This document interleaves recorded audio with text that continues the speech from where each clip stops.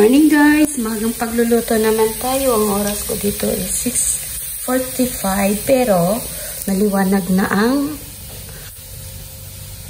yan na. Hello sunshine, good morning people, have a nice day. Ang aking lulutuin is ginisang giniling with mushroom. So ay request na naman ni Amo. Kasi ito ay binabaon niya sa work.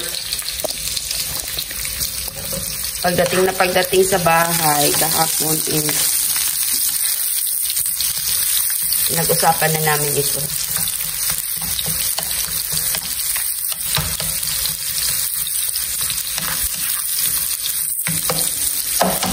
Habang nagluluto, kape-kape muna tayo.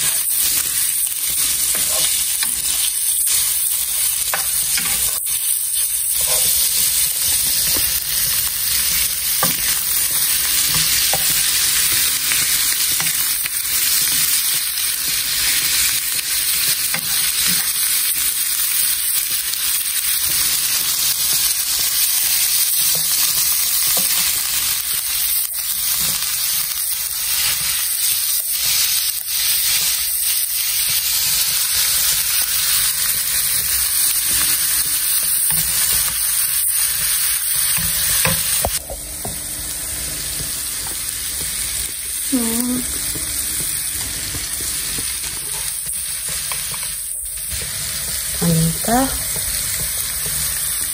black pepper,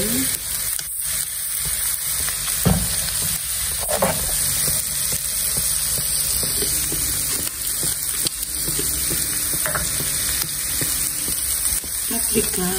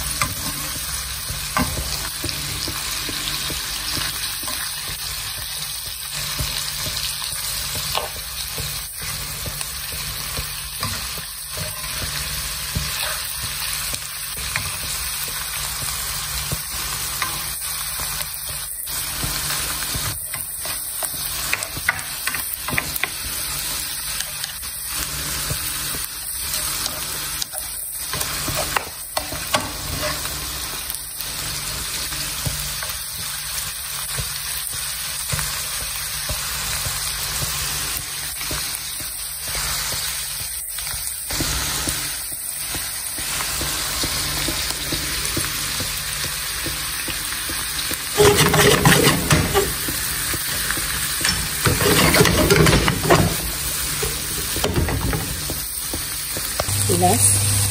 Final touch with oregano.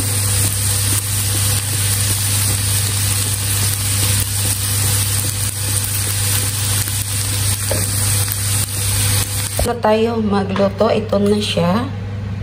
At saka binaon din ito ng alaga kong bunso na gusto niya yan. Ito, minced meat with rice. Ang kapartner niyan. And then, start to pack in. And this one for the breakfast. Oy! Bakit mayroon? Ganyan. Pancake. Pancake. Ang sauce nito is ito. Ang sauce niyan. And then this one for the snacks. And then this is the dip. Yan pang dip. Ayun. The salad. Ayan ang tsura ng salad. Ayan ang tsura ng salad niya. And then this is the sauce that I made already. Ang sauce niyan is mustard and honey and olive oil and something like. But I already made it days ago. So, time to packing na. And then, dito yung baonan. Ayan ang i-prepare ko, guys. Ganito ka busy si Sol sa umagang-umaga, ha? Yan. Busy life. OFW life. Busy. Rice and minced meat.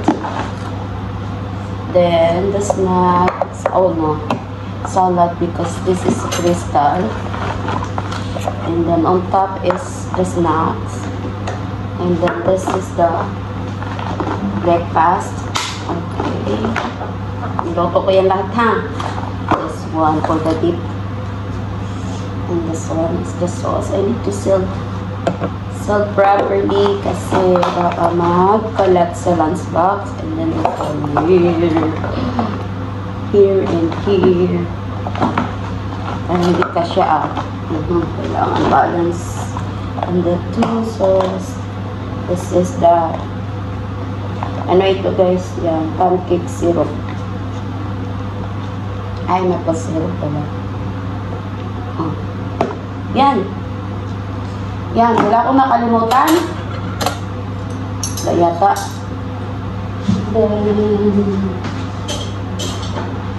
Diyos ko. Si Mercy, chinat mo na ako na naka-live ka na, pero wait lang, busy ako, ha. Ganyan.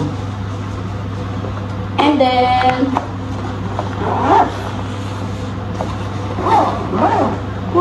and then, ganito. At saka bantayin ko si Amo kasi may pakisuyo ako sa kanya. May pakisuyo ako kay Amo. Choo! May pakisuyo ko kay Amo. So, yan lang, guys. Ang araw is, anong oras na? Nag-start ako na 6:45. So, ang time is past 8 na siya. Past 8. Lagpas na talaga 8, guys. Oh, diba? Past 8 in the morning.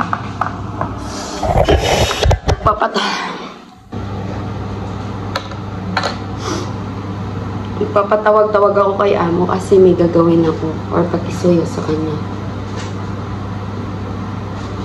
So, yan lang. Hirap, no? Hirap maging, ano. Pero madali lang din naman. Tapos, si Bunso pala, ading lang. Kung anong binabaon na ulam ni Amo, babaonin niya rin yan sa school. Pero usually, hindi naman nagaganyan ng mga bata. Parang maa-adapt na ng alaga ko yung Filipino culture na nagbabaon ng ulam. Nagbabaon ng ulam sa school sa morning. Kulang na lang rice. Gusto niya yung partneran ng rice. Pero ayaw ko siyang padalhan ng rice, baka pagtawanan, baka sabihin ng mga tao, bakit ka nagbabaon ng rice? Parang Pilipinas lang ba, diba? Ay, hindi ko niyang binibigyan ng ano. Pwede niya lang yan i-ano sa bread. Basta, ewan ko sa kanya, bakit siya nagbabaon ng mga ganon. Basta naamoy niya yon at natikman niya, baonin niya yun sa school. So, yan. Yan lang, guys. Thank you for watching sa aking walang kakwenta-kwentang, wala ba yan?